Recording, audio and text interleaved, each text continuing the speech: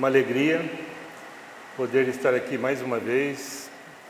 Sou grato ao Fraterno que nos dá essa oportunidade dos estudos da doutrina espírita. Agradecemos aos nossos companheiros, nossos amigos da DDE que estão aqui nesta noite, aos internautas que vão nos acompanhar. E nós estamos no mês de outubro, e o mês de outubro nós estamos comemorando 215 anos do nascimento de Allan Kardec. E quando ele nasceu, o nome dele, Hippolyte Léon Denisard Rivail. Então, nós denominamos essa nossa pequena homenagem, vamos dizer assim, ao Allan Kardec, de doutrina espírita, um pouco de história. Então, nós vamos, na verdade, contar um pouco de história, como estava o ambiente, principalmente na França, um pouco antes de chegar à doutrina espírita. E a maneira que ela chega até nós e que reflete hoje uma grande possibilidade de compreendermos o significado da vida. O Espiritismo nos dá essa grande oportunidade de entendermos o significado da vida e compreendermos que esse significado tem um grande propósito. Porque nós acabamos de sair do mês Setembro Amarelo, que nós conversamos sobre o suicídio e continuamos conversando sobre o suicídio. Muito importante esse diálogo na sociedade, não somente dentro da casa espírita, porque nós temos um desencarne de um brasileiro a cada 40 minutos.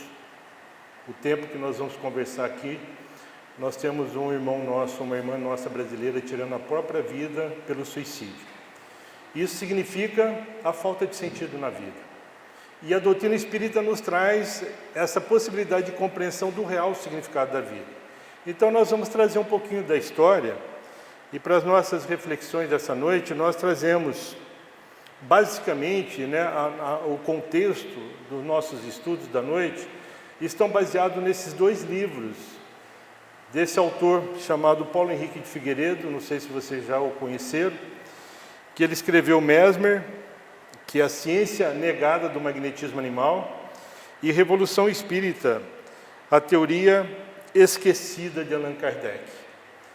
Então é muito interessante a história do Paulo Henrique Figueiredo, porque ele começou a se interessar por este assunto, ele tinha apenas 16 anos de idade. Ele é filho e neto, filho e neto de espíritas, lá da cidade de São Paulo, e ele sempre, os pais envolvidos, os avós envolvidos com o movimento espírita em São Paulo, com a Federação Espírita Brasileira, com a USE, a União da Sociedade Espírita. Então ele nasceu ali entre os livros da codificação da doutrina espírita. Só que chegou um determinado momento, quando ele estava com 16 anos, ele começou a estudar a Revista Espírita. Não sei se vocês todos conhecem a Revista Espírita. Nós sabemos que o Kardec traz o Livro dos Espíritos em 1857, dia 18 de abril. E no ano seguinte, em 1858, em janeiro, ele lança a Revista Espírita, chamando a Revista Espírita de Jornal de Estudo Psicológico. Então ele traz o que estava ocorrendo com a apresentação do Espiritismo na sociedade parisiense, consequentemente na Europa e no planeta, porque a doutrina começa a ir para todos os países, e ele sente então uma necessidade de discutir o que estava sendo levantado, o que estava sendo discutido, perguntado, questionado sobre a apresentação da doutrina espírita. Porque quando apresenta a doutrina espírita, o que é apresentado? Que nós somos espíritos, e que somos imortais, que nós não morremos. Olha só, lá em 1857, então quando Kardec vem falar sobre isso, logicamente que houve um certo alvoroço na sociedade parisiense e, consequentemente, em todos os outros países, em todos os outros continentes. Então, é nessa revista de janeiro de 1869, quando o Paulo Henrique Figueiredo ele lê essa mensagem do Allan Kardec, dizendo que o magnetismo e o Espiritismo são, com efeito, duas ciências gêmeas, que se completam e explicam uma pela outra, e das duas, a que não quer mobilizar-se não pode chegar ao seu complemento, sem se apoiar na sua congênere. Isoladas uma da outra, detém-se no impasse. Então, quando o Paulo Henrique Figueiredo, com 16 anos, ele começa a estudar a Revista Espírita e ele lê sobre o magnetismo e o espiritismo como duas ciências irmãs, gêmeas, que uma cairia no impasse sem a outra, ele chega para o pai dele e fala: o que é o magnetismo? E vocês sabem o que é o magnetismo? O que é o magnetismo? É uma pergunta um pouquinho chata, um pouquinho difícil de a gente responder. E esse interesse, então, o Paulo Henrique, com 16 anos, ele teve. E aí o pai dele falou: olha, no movimento espírita não se fala muito de magnetismo. Tem um tal de Mesmer que traz alguma coisa sobre o magnetismo animal. Porque quando nós falamos do magnetismo espiritual, nós sabemos que quando nós tomamos o nosso passe, a gente tem o passe espiritual, que é o magnetismo espiritual, que o médium se coloca em conexão com a espiritualidade, oferecendo as suas energias positivas de amor e de carinho para que a espiritualidade nos vincule os fluidos necessários para o equilíbrio do nosso corpo biológico, mas também para o equilíbrio do nosso corpo perispiritual. Que nós sabemos pelo Espiritismo que nós somos espíritos encarnados, somos uma alma. E aqui a nossa constituição, então, é espírito, um corpo perispiritual, onde estão registrados tudo que nós já fizemos e aprendemos em todas as nossas encarnações, e o nosso corpo biológico necessário para vivermos no mundo de provas e expiações. Essa é a sequência, para que possamos compreender como nós estamos neste momento. Passamos já por milhares de encarnações, desenvolvemos a partir da nossa consciência, quando desenvolvemos a nossa consciência, como já a condição de sermos seres humanos, foi aí, a partir daí que nós ficamos responsáveis pelas nossas escolhas. E são as nossas escolhas que refletem o atual estágio que nós nos encontramos, este momento que todos estamos aqui, podendo aprender um pouquinho da história da doutrina espírita. Então, é justamente esse interesse sobre o magnetismo que faz com que o Paulo Henrique de Figueiredo comece, com 16 para 17 anos, uma pesquisa profunda sobre o magnetismo. Hoje, o Paulo Henrique Figueiredo, se eu não me engano, está em torno de 55 anos. E ele lança um livro sobre o magnetismo, que a gente colocou aí atrás, só para, chamado de Mesmer, que ele chama de A Ciência Negada do Magnetismo Animal. E ele, então, através de praticamente 25 anos de estudo, de levantamento, de viagem até a França, para fazer o levantamento dos dados necessários para escrever esse livro. Ele ficou mais de 25 anos pesquisando, tá? Então, é muito importante. Então, ele traz essa questão do magnetismo e o espiritismo como duas ciências gêmeas. E, em março de 1858, quer dizer, 3 meses depois do lançamento da Revista Espírita, o Kardec vem falar que o magnetismo preparou o caminho do espiritismo. Olha que importante, Então, quer dizer, o magnetismo prepara o caminho do espiritismo. E o rápido progresso desta última doutrina, quer dizer, o rápido progresso do espiritismo, se deve incontestavelmente à vulgarização da ideia sobre a primeira. Então, quer dizer, o Kardec deixa claro, logo no início, quando ele apresenta a primeira edição do Livro dos Espíritos, que foram 501 questões, ele já traz, 3 meses depois do lançamento da Revista Espírita, quer dizer, quase um ano depois do Livro dos Espíritos, ele traz essa informação. Quer dizer, e ele deixa claro, então, que o magnetismo, na época, ele tinha as suas ideias desenvolvidas na sociedade francesa. Tá ok? Então, a gente vai entender um pouquinho sobre o magnetismo. Então o livro Mesmer vem falar desse senhor, de nome Franz Anton Mesmer, que nasceu no século XVIII, em 1734, e desencarna no século XIX, em 1815.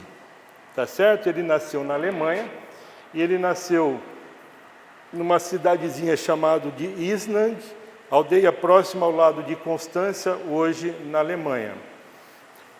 Em 1759, ele ingressa na Universidade de Viena, na Áustria. E, inicialmente, ele começa a estudar as leis.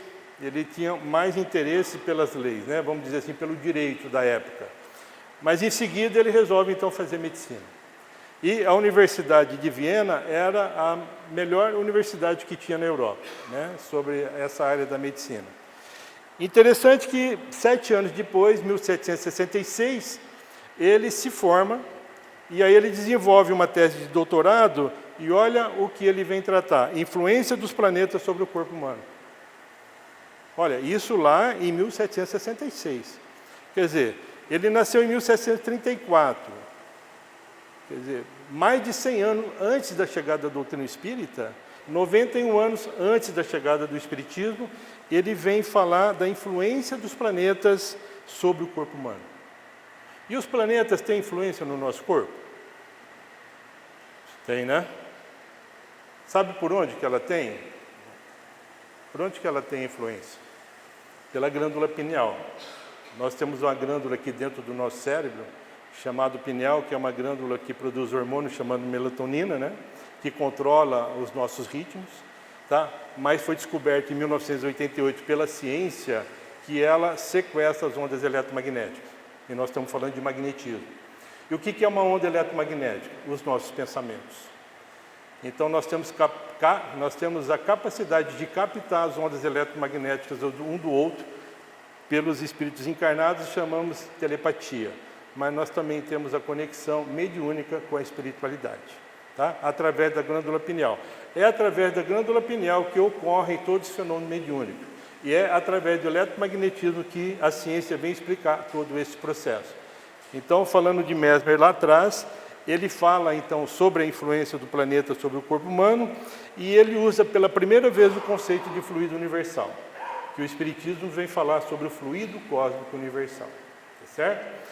Então, em 1773, ele inicia o primeiro tratamento pelo magnetismo animal, com uma parente de sua esposa chamada Francisca, 29 anos, debilitada devido a convulsões. Ela tinha muita convulsão, né? Então ele aplica todo esse conhecimento dele, toda essa percepção de entender que os astros, que o universo, na verdade, tem uma interferência no nosso corpo biológico e, consequentemente, no nosso corpo perispiritual. E nós vamos entender. Então, foi neste caso que Mesmer aplicou pela primeira vez o seu tratamento por meio do passe. Vocês estão vendo ali, aqui vocês não estão enxergando, mas ele está com uma mão levantada e a outra direcionada. E aqui, lá no livro, tem essa mesma foto. Tem os fluidos, né, saindo da mão dele, né, das duas mãos. E como que era o conceito, né, do magnetismo animal? A vontade do terapeuta, a vontade do médico, conseguia interferir magneticamente no magnetismo do paciente e promovia um equilíbrio. Então, ele, naquela época, a medicina, como que era a medicina daquela época? Ou você dava remédios laxativos, diarreicos, né? Ou você usava sanguessuga para puxar o sangue, porque quando você estava doente, o seu sangue estava doente, estava envenenado, vamos dizer assim. E existia a sangria, né? E muita gente morria porque tinha que trocar o sangue.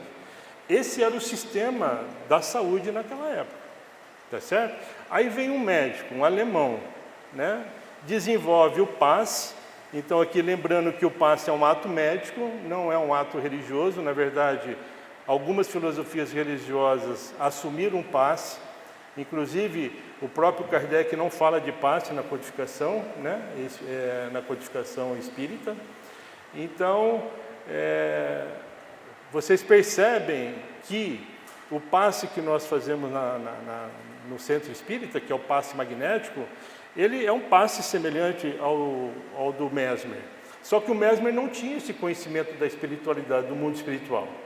E ele acreditava na influência, né, dos astros no corpo humano. E ele começava a promover curas, porque quando ele dava o passe, acontecia reações no corpo do paciente. É muito interessante. Ele foi considerado mago, feiticeiro e muitas coisas. Nós vamos conversar um pouquinho. Então, o passe é um ato médico. Por que a medicina hoje não usa o passe? A gente faz essa pergunta, né? Se a medicina, logicamente que agora ela está recuperando esse processo, e eu percebo que na área da saúde nós estamos andando com passos largos para compreender que nós somos um ser biológico, psicológico, que vivemos em sociedade, mas nós temos a dimensão espiritual. Que a própria Organização Mundial de Saúde, desde 1999, fala que o bem-estar não é termos ausência de doença.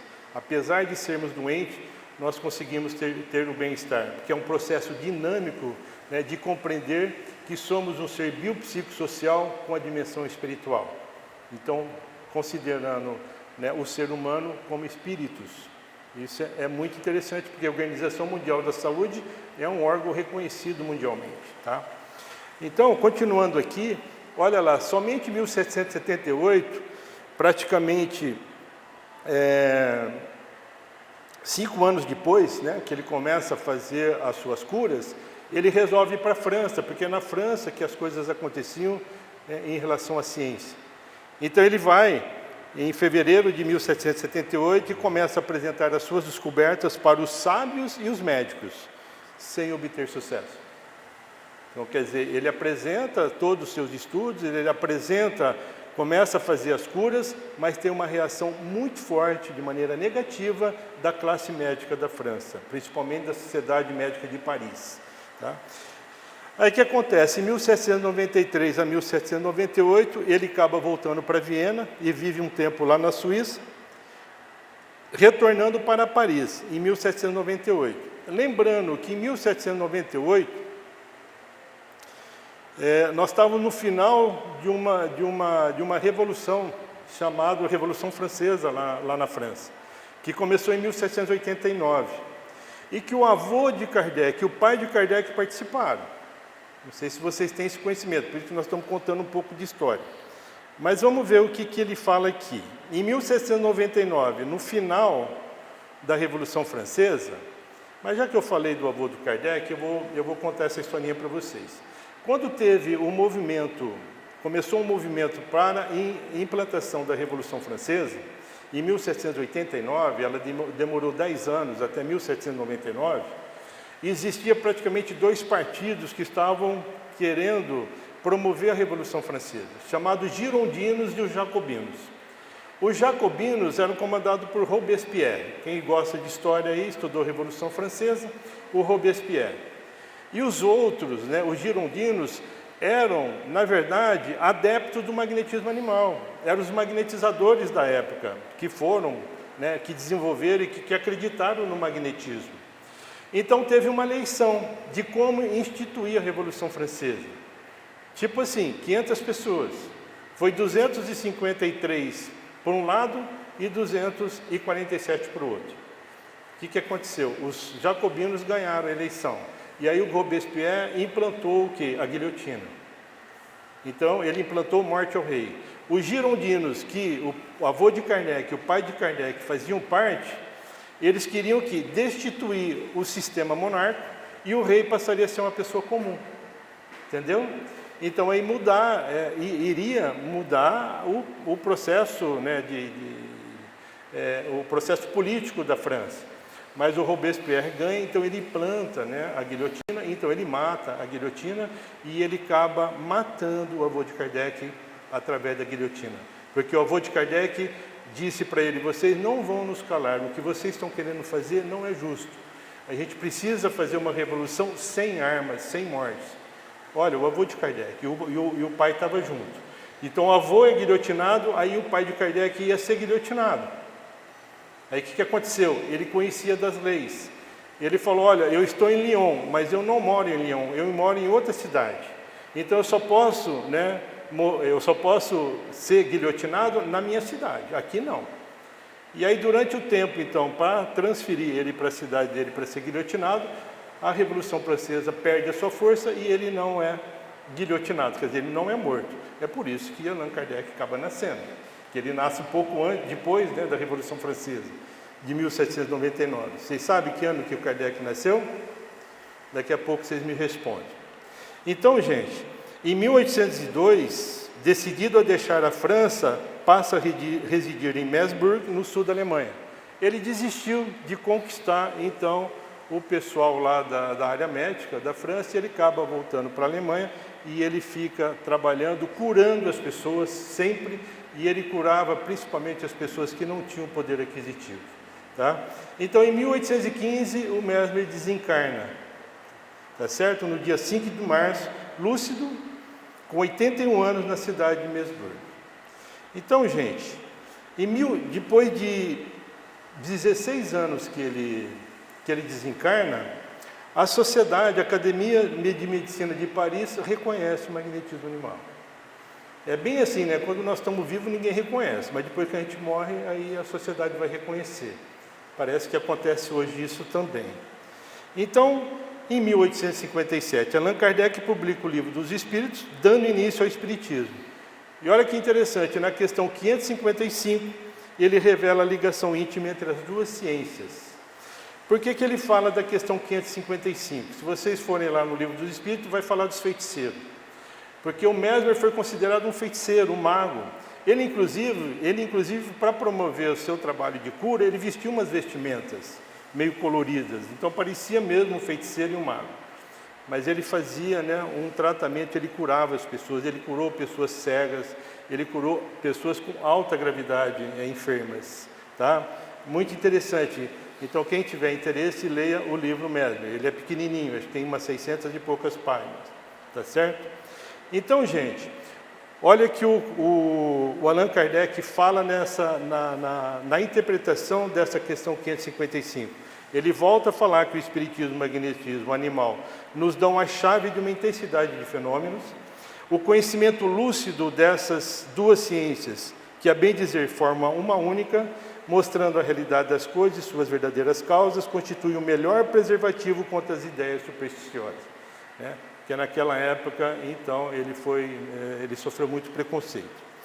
Em 1863, Mesmer dá sua primeira comunicação por um médium na Sociedade Parisiense de Estudos Espíritas, presidida por Kardec. E ele fala sobre o magnetismo animal, aí ele fala sobre o magnetismo espiritual, porque ele já estava no mundo espiritual, e ele vem falar também da prece, que a prece é um magnetismo sublime. E nós fazemos prece diariamente, não é assim? Então nós trabalhamos o magnetismo diariamente, através das preces e através da nossa conexão espiritual. Entre nós, como eu falei, telepaticamente, e entre a espiritualidade mediunicamente, porque todos nós somos médiuns. Não significa que todos temos a paranormalidade, mas todos temos esse vínculo, porque nós viemos do mundo espiritual. Então nós mantemos esse vínculo. E quando nós fazemos a prece, conectando Deus, conectando Jesus, os espíritos amigos, nosso anjo guardião, nós estamos usando do magnetismo. Tá ok? Então, agora eu trago uma segunda personagem aqui, de maneira mais rápida, para a gente contar um pouco dessa história. Ele é chamado Hahnemann, nasceu em 1755 e ele desencarna em 1843. Então ele viveu 45 anos no século XVIII e 43 no século XIX. Tá? Então ele vive 88 anos, é isso? O Mesmer 81. Quando o Hahnemann nasce, o Mesmer já tinha 21 anos de idade. Tá ok? Já estava fazendo o curso de medicina. Esse Hahnemann, que nasceu também na Alemanha, de nome Christian Friedrich Samuel Hahnemann, ele nasceu dia 10 de abril de 1755, século XVIII, em Meissen, na Saxônia, lá na Alemanha. Olha que interessante, ele também foi estudar medicina lá em Leipzig e Viena. Como ele era pobre, ele sustentava-se com traduções, fazendo contato com obras sobre doutrinas existenciais. Então a gente percebe o caminho de alguns espíritos que vêm aqui com alguma missão todos nós temos, né, viemos com missão, né, mas tem alguns que vêm justamente para trabalhar esse processo do surgimento de uma doutrina que estava sendo preparada pela espiritualidade, logicamente pelo Mestre Jesus. E ele então, por ser pobre, ele fazia? Ele traduzia porque ele aprendia várias línguas, e ele aprendeu várias línguas porque ele ajudava o pai dele, que era um artesão, que fazia peças com coisas escritas, essas coisas, e ele então ia no mercado lá e vendia para os turistas, e ele falava várias línguas. Então, nesse processo de traduzir então obras, ele tem um contato com doutrinas existenciais, mas olha que interessante, na carreira médica ele se mostrava inquieto. Por quê? Porque ele não conseguia bons resultados na cura dos enfermos que tratava. Como que era a cura? Sangria, vomitivos, laxativos, lavagem estomacal sem anestesia, era um sofrimento. Era muito difícil naquela época, né? E olha que interessante, Mesmer vem trazer nada de dor, só magnetismo, tá? E o Hahnemann, então, ele começa a ficar meio inquieto com esse procedimento, e aos 36 anos, quando ele não consegue curar um amigo dele, ele desiste da medicina, tá? Ele estava tanto vinculado, né, em querer salvar o seu amigo, como ele não conseguiu, ele larga a medicina. Mas aí ele continua fazendo tradução, e aí ele pega uma obra do médico escocês chamado William Cullen, no ano de 1790. Tinha acabado de iniciar a Revolução Francesa. Surpreende-se com a descrição das propriedades do quinino. Para que a gente usa o quinino? Para a gente curar malária, não é? E o quinino é uma árvore, e você tira a substância, quinino, da casca da árvore. E então ele traduzindo o livro desse médico, ele teve esse contato com o quinino. O que ele percebeu? Chamava atenção o fato de que a intoxicação pelo quinino tinha sintomas semelhantes da enfermidade natural de uma febre. Então, se você tomava quinino numa quantidade maior do que o necessário, você tinha uma febre, surgia uma febre que nas pessoas que não tinham o problema da necessidade do quinino. Então, o que ele faz? Ele próprio passou a ingerir doses desse quinino, de maneira sã, não estava precisando, comprovando que os resultados eram semelhantes à febre combatida por aquele produto. Quem já teve malária sabe que a febre é forte, né? Então, o que ele percebe? Ele começa a fazer experiência com outras drogas, como o mercúrio, a beladona, digital, que são plantas, tá? Concluindo por elaborar a doutrina homeopática. Então, o Hahnemann é o pai da homeopatia. O Hahnemann, ele publica em 1810, nós estamos em 2019, quer dizer, 1810, 1910, 2010, 209 anos, né? Ele descobriu a homeopatia, que hoje é considerado uma prática médica reconhecida, que não tem contraindicação. O fundamento da homeopatia é o semelhante cura o semelhante. Por isso que ele percebeu, quando você se intoxica de um remédio, né, a reação é sobre o efeito daquela doença que você tem. Então, se você tem um problema de, vamos dizer, que a gente fala muito que é uma doença mais crônica, né? Você tem alergia. Então, você vai no médico homeopata, ele vai conversar com você, saber da sua história, e através da sua história, do momento que você vai estar vivendo, ele consegue definir um remedinho que foi descrito nesse Organon da Arte de Curar, que é um livro grosso também, lá da época do Hahnemann. E ele define um remédio, e você toma esse remédio, às vezes por glóbulos, às vezes como líquido, como gotinhas, e ele vai entrar dentro do seu corpo biológico, mas ele vai trabalhar o tratamento nos seus corpos mais sutis. A gente vai perceber aqui o que o Hahnemann traz de informação. E aí, é assim, você vai perceber que a sua alergia, ela vai piorar. Mas depois, ela some, aí você cura da alergia. Aí dificilmente você vai ter alergia, se você continuar fazendo o tratamento, né, como prevenção, preventivo. Tá? Hoje eu faço uso da homeopatia de maneira preventiva. Então, às vezes a gente tem algum desconforto, pode ser uma gripe, pode ser alguma coisa que surge, mas olha, é interessante, não tem aquele ciclo da gripe, a coisa resolve de uma maneira muito mais rápida, lógico que a gente precisa se cuidar, tá ok? Então, dê importância, quem quiser ou tiver alguma enfermidade crônica, conheça a homeopatia. Nós temos na rede, acho que na rede municipal, na rede estadual aí no SUS, nós temos médicos homeopatas, tá ok? Então, o Hahnemann, ele desencarna em Paris, quer dizer, ele viveu muito pouco em Paris, muito pouco tempo em Paris. Ele vai para Paris, ele vai para a França, porque como no seu processo de cura lá na Alemanha, uma senhora viúva, né, da França, vai até ele, né, lá onde ele morava e faz o tratamento com ele.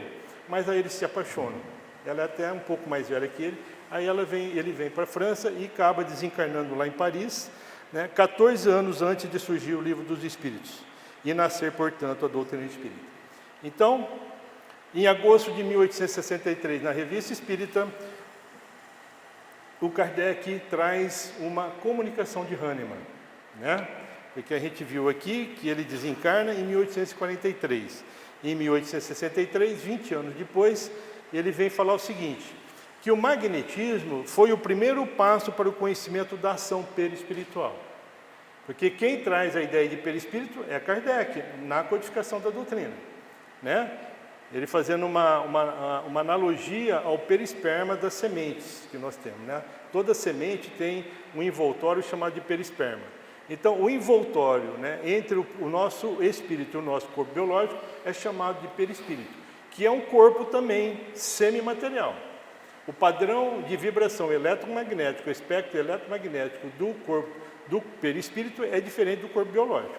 Por isso que a gente não enxerga o perispírito, mas ele é um corpo também semimaterial. E nós temos células perispirituais e células biológicas, e elas estão interligadas constantemente. E tudo que nós estamos aprendendo, tudo que nós estamos fazendo, tudo que nós estamos desejando, estamos imaginando, tudo que nós estamos sonhando, está sendo registrado no corpo perispiritual. É aí que nós entendemos que nós estamos aqui como um efeito, né, de causas de outras existências. E o que surge como desafio na nossa vida diariamente, através dos pensamentos, através de convites, né, para compreender determinados problemas na nossa vida, na verdade, são registros do corpo perispiritual que chega para o nosso nível consciente e nos convida a vivenciarmos nossos desafios, os nossos problemas, que são solicitações nossas no planejamento reencarnatório. Então, todos os desafios que nós temos diariamente, fomos nós que escolhemos. Não foi o nosso papai, não foi a nossa mamãe. Fomos nós. E aí, às vezes, nós nos revoltamos contra Deus, mas nós que escolhemos no planejamento reencarnatório. E nós fomos auxiliados nesse planejamento. Porque, às vezes, como adquirindo a consciência do mundo espiritual e do mundo material, nós viemos para cá querendo resolver de maneira mais rápida os enganos do passado, não é assim? A gente, vamos resolver tudo de uma vez? Aí os espíritos falam, não, Otávio, não tem condição, vai com calma, né? Então vamos fazer escolhas que você dê condição de resolver, de suportar. Será que é por isso que Jesus falou para nós que Deus nunca nos dá um peso para carregar maior do que nós suportamos? Então, quer dizer, essa frase de Jesus é muito importante, porque reflete o seguinte, todos os nossos desafios, que nós chamamos de problemas, são possíveis de serem resolvidos, todos. Logicamente, precisamos trabalhar sentimento de humildade, fazermos conexão com a luz divina, através das preces, através das orações, para adquirirmos a consciência. Se precisamos do médico, nós vamos no médico. Se precisamos do psiquiatra, nós vamos no psiquiatra. Se nós precisamos do terapeuta, nós vamos no terapeuta. Tá certo? Se eu preciso de um passe, eu vou tomar um passe. Se eu preciso da água fluídica, eu vou tomar água fluídica. Eu vou me integrar na casa espírita, estudando o espiritismo, para mim compreender o real significado da vida, para mim fortalecer a compreensão de tudo isso que está acontecendo em torno de nós, que nós olhamos para os indicadores sociais, entra ano e sai ano, só aumenta de maneira negativa. separação de casais, consumo de droga, feminicídio, suicídio, homicídio, doenças mentais, enfermidades mentais, só aumenta. E o que o Espiritismo nos convida? Vamos cooperar a nossa vida e vamos compartilhar as nossas relações. Vamos trabalhar o sentimento de orgulho e egoísmo que está incrustado no nosso corpo perispiritual. E se vocês olharem a questão 785 do Livro dos Espíritos, e a questão 913 também do Livro dos Espíritos, a espiritualidade deixa claro que somos orgulhosos, somos egoístas. E é devido ao orgulho e egoísmo que nós temos dificuldade de evoluir a nossa condição moral. Inteligentes nós desenvolvemos diariamente, e já somos muito inteligentes, porque nós passamos as pessoas para trás, aproveitamos das situações. A gente é muito inteligente para desenvolver armamentos bélicos, com a pontaria cada vez mais exata, com a distância cada vez maior para tirar a vida do próprio irmão. Não somos inteligentes? Somos muito inteligentes. Então vamos compreender um pouquinho melhor a história da doutrina espírita? Vamos, né? Então, nós apresentamos aqui o Mesmer, apresentamos aqui Hahnemann e, logicamente, né, nós vamos falar de quem? Nós vamos falar de Kardec, tá? De maneira bem rápida, também, porque é bem profundo esse estudo. Nós fizemos um seminário dele, dá mais de 3 horas e meia esse seminário. Mas que ano que nasce Kardec? Quem arrisca? 1804. Todo mundo concorda com ele? Vocês estão com medo de falar, hein, gente? E que ano que ele desencarna? Bom, eu dei uma dica no começo que eu falei que ele nasceu faz 215 anos. Vocês fizeram a conta? Então, logicamente, 215 anos atrás dá justamente 1804. Né? Ele nasceu no dia 3 de outubro de 1804. E ele desencarna 65 anos depois, em 1869. Então, Mesmer vive 81 anos encarnado, Hahnemann 88 e Kardec somente 65 anos. Tá ok? O que eles têm em comum? Né? Nós percebemos que Mesmer participou da codificação, trouxe, né, algumas informações. Então, o nosso querido Hippolyte Léon Denisard Rivaio nasceu em 3 de outubro de 1804 em Lyon, na França. A gente fala que ele é, né, um mestre lyonês. Onde que ele viveu? Também em Lyon? Quem sabe? Olha que interessante, né? Todos nós que estudamos a doutrina espírita sabemos que Allan Kardec nasceu em Lyon. Realmente ele nasceu em Lyon. Mas onde ele viveu? Ele viveu nesse departamento de Ain, num lugarejo, né? Zona rural, esse lugarejo aqui, né? Chamado de Bourg-en-Bresse. Interessante, né? Mas por que ele nasceu lá em Lyon? Ele nasceu porque a mãe dele já tinha tentado uma gestação e não tinha conseguido gerar o filho. Ela tinha alguns problemas. E lá em Lyon tinha uma casa, né, de repouso com águas termais, e então o pai de Kardec encaminha ela para Lyon e ela faz a sua gestação lá. Então Kardec nasce em Lyon, mas ele não vive em Lyon. Ele vive nessa região, olha que região gostosa, né? Era de uma cultura muito grande essa região, e ele viveu aí até que idade? Quem sabe? Em 1815, quando ele estava com 11 anos de idade, ele foi estudar na instituição Pestalozzi, em Yverdon, na Suíça, com um grande pedagogo chamado Pestalozzi, que era uma escola assim muito bonita, que trabalhava a questão da moral do ser humano pelo dever, e que nós vamos perceber que depois isso também acontece na França.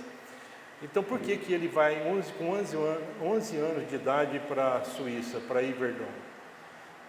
Porque é o seguinte, gente, naquela época, o movimento espírita também não sabe muito disso. Só fala que ele foi estudar lá com Pestalozzi. Mas existiu uma razão. O que aconteceu? Pós-Revolução Francesa, Napoleão Bonaparte toma o poder. E o Napoleão Bonaparte, todos nós sabemos que ele queria tomar o mundo, né? Então ele começa a fazer guerra com todo mundo. Só que nessa época, né, em 1815, olha aí, o ano que morreu Mesmer, tá certo? Em 1815, a França, as forças, né, militares da França começaram a perder o poder. E a Áustria começou a invadir. E essa região de Bourg-en-Bresse ficava ali perto da Áustria, né, perto da Suíça.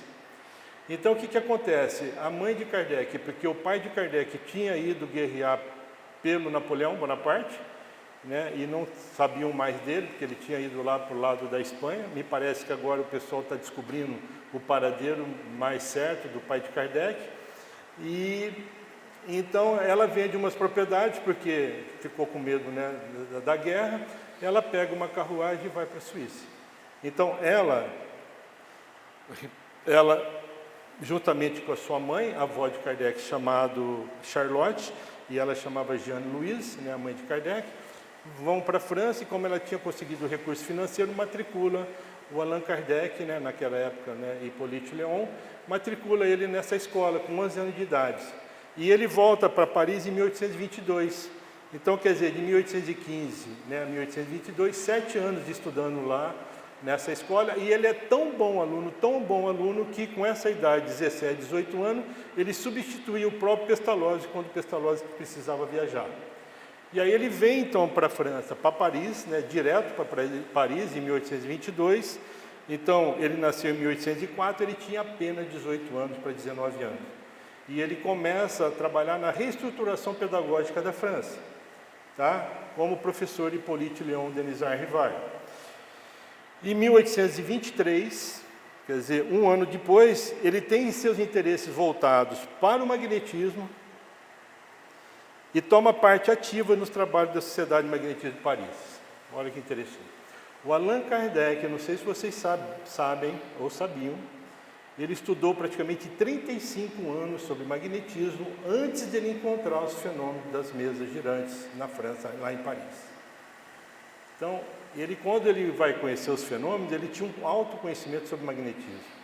E o magnetismo de quem? De Mesmer.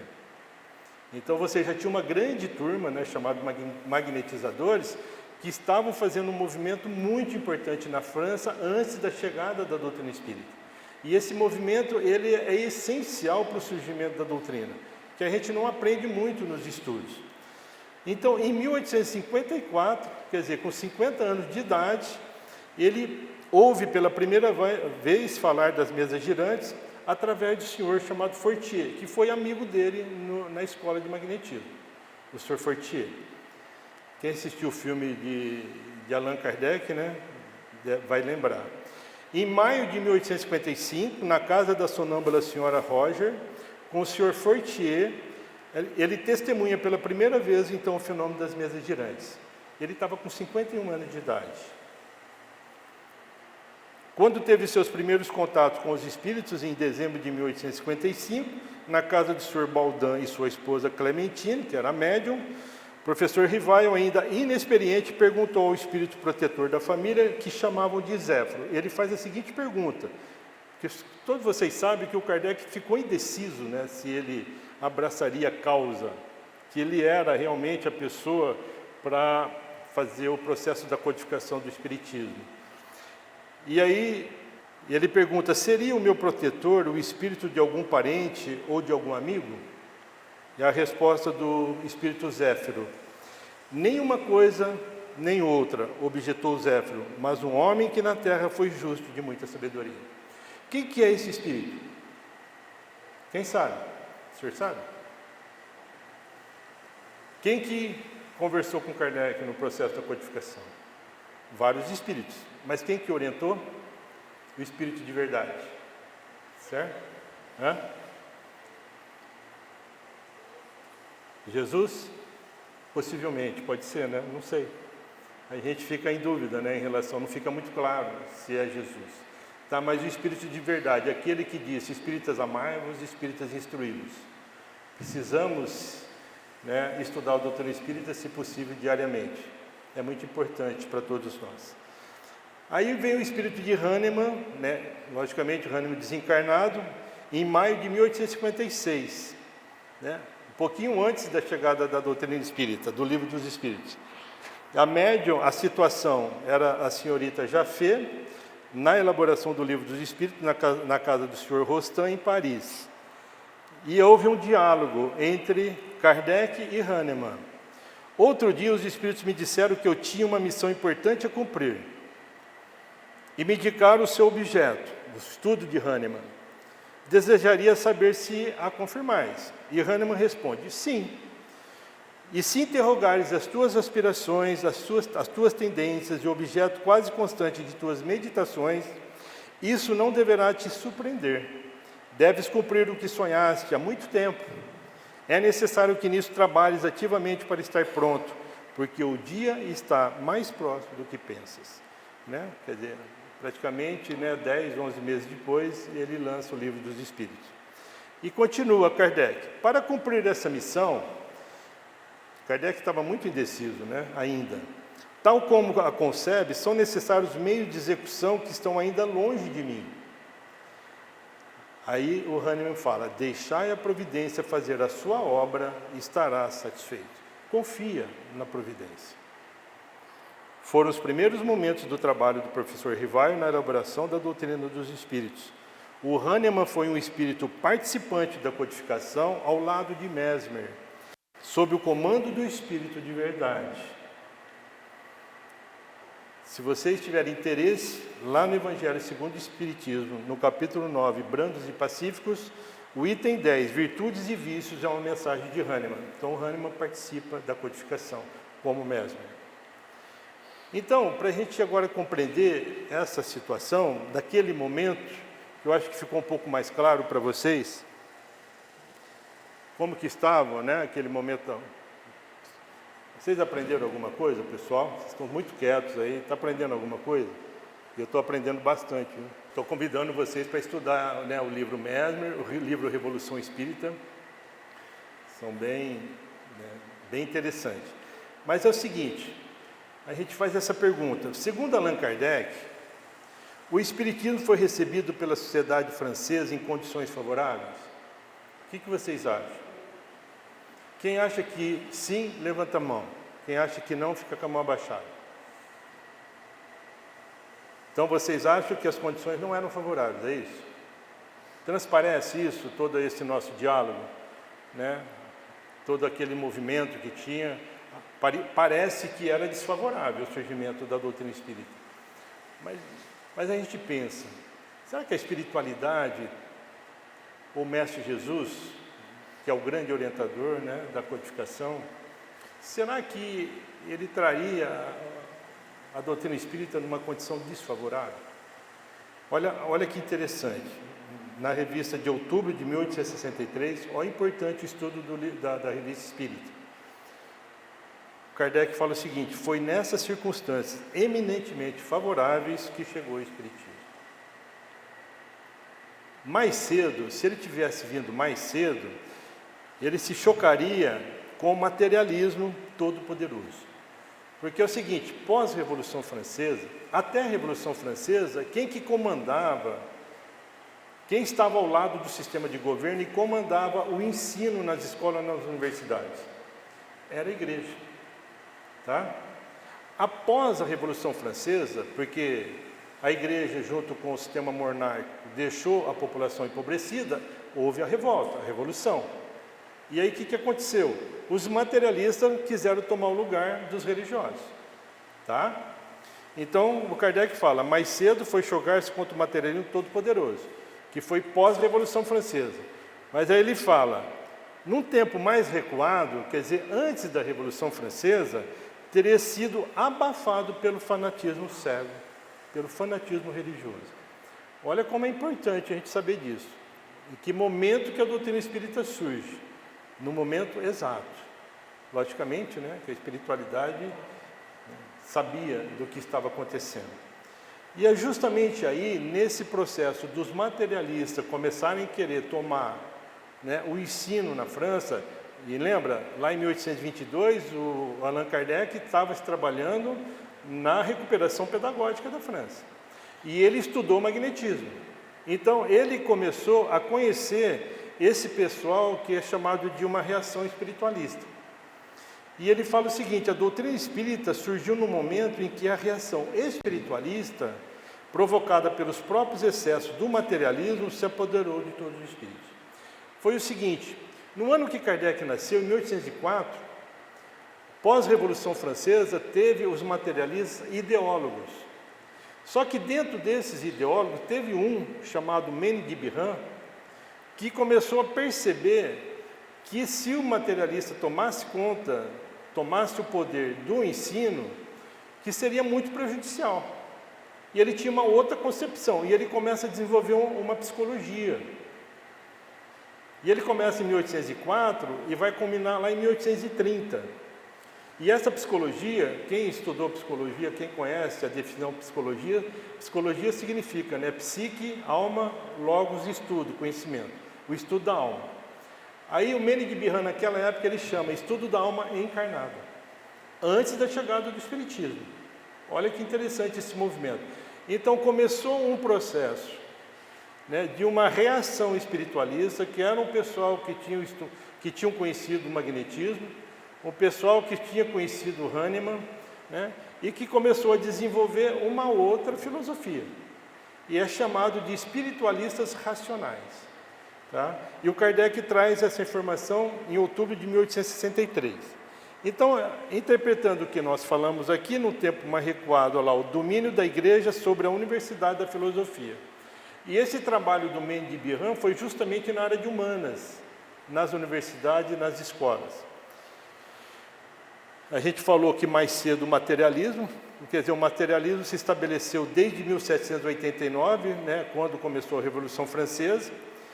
Aí ocorre uma ascensão desses materialistas na escola filosófica dos ideólogos, moral, que era regida o quê? A moral do ser humano por interesse e pelo egoísmo. E aí a gente falou da questão 785 e 913, que os Espíritos falam que nós somos orgulhosos e somos egoístas. É por isso que moralmente a gente não evolui. Tá certo? Nós estamos aqui então para reconhecer, né, esses propósitos, reconhecer que os nossos enganos é porque nós ainda somos muito orgulhosos e muito egoístas. Nas circunstâncias favoráveis aí, ó, né, eu falei para vocês, o Mene de Biran, desde 1804, tá? Então, lá na década de 1830, cansado do materialismo improdutivo e também do espiritualismo dogmático, a filosofia do espiritualismo racional buscou na ciência os recursos para restabelecer o espiritualismo pela razão, e aí é desenvolvido umas ciências filosóficas. Olha que interessante. Então, em 1830, esses espiritualistas racionais tomam as universidades e o ensino público, logicamente que o Kardec estava junto, e começam a ensinar, né, por cartilhas, todo o processo de uma filosofia em cima de uma razão, estudando a compreensão da condição moral do ser humano através do estudo da moral, do dever e da teodiceia. Teodiceia é o estudo de Deus independente da religião. Então esse movimento ele veio para transformar o ser humano na sua condição moral. Que o materialismo que hoje impera na nossa sociedade, que nos convida ao consumismo e ao individualismo, reflete nesses índices sociais negativos que a gente falou. Não é assim? Então, esse movimento, ele começou em 1830, mas chegou em 1850, teve uma outra revolução na França, pelo Napoleão III. E o que ele faz? Ele era um radical, ele destitui todo esse pessoal, os espiritualistas racionais, ele destitui esse pessoal e tira eles, né, do ensino da França. E aí o materialismo volta com tudo. Então, em 1830, essa reação espiritualista nas escolas e universidades era ensinado sobre os atributos de Deus, olha lá, sobre a caridade, o perdão e a moral autônoma, como ciência espiritualista, né, que era promovido por cartilhas. Quando o Kardec começa a codificar a doutrina espírita, essas cartilhas tinham 300 perguntas. A primeira edição do Livro dos Espíritos foi 501 questões. Então, o Kardec aproveita todo esse movimento dos espiritualistas racionais e começa a fazer as perguntas para a espiritualidade. Foi assim que ele começou a produzir o Livro dos Espíritos. Então, para vocês entenderem, na questão número 13 do Livro dos Espíritos, olha a pergunta do Kardec. Quando dizemos que Deus, né, falando dos atributos de Deus, é eterno, infinito, imutável, imaterial, único, onipotente, soberanamente justo e bom, temos a ideia completa de seus atributos? Os Espíritos respondem, do vosso ponto de vista, sim, porque credes abranger tudo, né? A nossa questão aí orgulhosa e egoísta. Sabei, porém, que há coisas que estão acima da inteligência do homem mais inteligente, as quais a vossa linguagem, restrita às vossas ideias e sensações, não tem meio de exprimir. Por que eu coloquei essa questão? Para a gente prestar atenção nisso daqui, ó. Quando dizemos. Então, Kardec, ele fazia parte de espiritualistas racionais, desse movimento. Então, ele fala, quando nós, espiritualistas racionais, dizemos sobre os atributos de Deus, está tudo bem? Aí os espíritos respondem, mais ou menos, né? De acordo com a consciência, o nível de inteligência de vocês. Vocês perceberam, né, a participação desse processo na codificação? Então, para a gente finalizar, Allan Kardec, também na Revista Espírita, do mês de maio de 1859, ele fala para a gente que o Espiritismo é uma ciência filosófica, com consequências morais, como todas as ciências filosóficas. O Allan Kardec apresenta a doutrina espírita como uma ciência de observação. Se vocês pegarem o livro dos Espíritos, está escrito lá, filosofia espiritualista. O Kardec não apresenta a doutrina espírita como uma religião, mas ele fala das consequências morais. E se nós analisamos as consequências morais do nosso ser, se nós estudamos a doutrina espírita, se nós estudamos Jesus, nós desenvolvemos a nossa religiosidade espírita, vocês compreendem? Então, estudar o espiritismo é estudar uma ciência, é participar de uma filosofia. E Kardec deixou claro, como toda ciência filosófica, o momento, né, que surge a doutrina espírita lá na França, né, no século XIX, a ciência filosófica era o que estava sendo ensinado na sociedade da França. Então ele apresenta a doutrina espírita como uma ciência de observação e uma filosofia espiritualista, com consequências morais. Deu para compreender um pouquinho melhor a doutrina espírita? Agora nós temos aí que estudar o livro dos médiuns, o Evangelho, né, o Céu e o Inferno, a Gênesis, obras póstumas, e vamos continuar estudando. Muito obrigado pela paciência, que Jesus os abençoe.